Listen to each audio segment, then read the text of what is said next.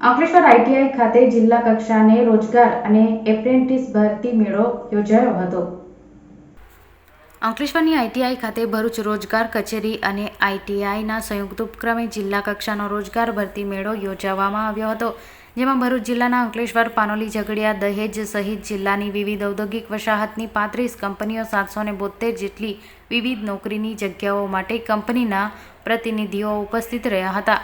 આ એપ્રેન્ટિસ મેળાના ભરૂચ જિલ્લામાંથી 250થી વધુ આઈટીઆઈ પાસ ઉમેદવારોને રજીસ્ટ્રેશન કરાવ્યું હતું, જેમાં 132 જેટલા ઉમેદવાર પસંદગી પામ્યા હતા, જ્યારે એપ્રેન્ટિસ 145 વ્યક્તિ પસંદગી પામ્યા હતા, જે પૈકી 65 પુરુષ અને 5 મહિલા ઉમેદવારોને તાત્કાલિક ઓર્ડર પણ આપવામાં આવ્યો હતો। આઈટીઆઈના નવનિયુક્ત આચાર્ય જે.બી. મિસ્ત્રી તેમજ જિલ્લા રોજગાર અધિકારીના માર્ગદર્શન હેઠળ આઈટીઆઈ ખાતે ભરતી મેળો સફળતાપૂર્વક સંપન્ન કરવામાં આવ્યો હતો।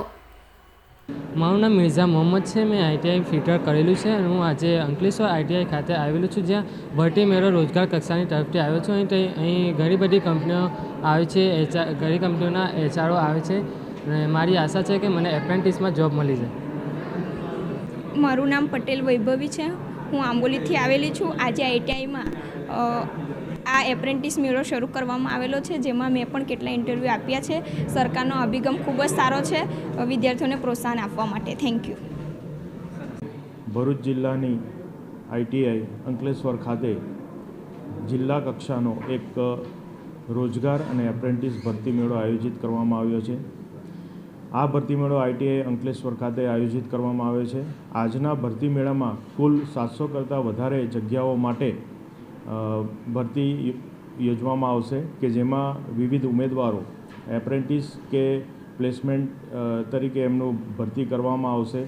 હાલ આજે જે અત્યાર સુધીમાં કુલ લગભગ 250 કરતાં વધુ ઉમેદવારો અત્રે ઉપસ્થિત થઈ ગયા છે અને અંદાજિત કુલ 70 જેટલા ઉમેદવારોને આજે એપ્રેન્ટિસ ભરતી થશે, કે જેની અંદર 65 જેટલા પુરુષ ઉમેદવારો છે અને 5 જેટલી મહિલા ઉમેદવારો છે।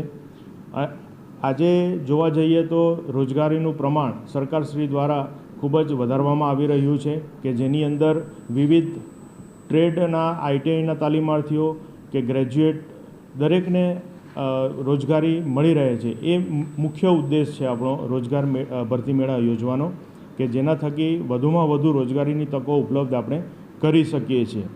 વધુમાં એપ્રેન્ટિસ માટે પણ સરકારશ્રી દ્વારા પ્રોત્સાહન આપવામાં આવે છે, જેમાં જે તાલીમાર્થીઓ એપ્રેન્ટિસ તરીકે ભરતી થાય છે એમને પ્રોત્સાહન રૂપે 1500 રૂપિયા એમના ડાયરેક્ટ એકાઉન્ટમાં પણ જમા કરવામાં આવે છે।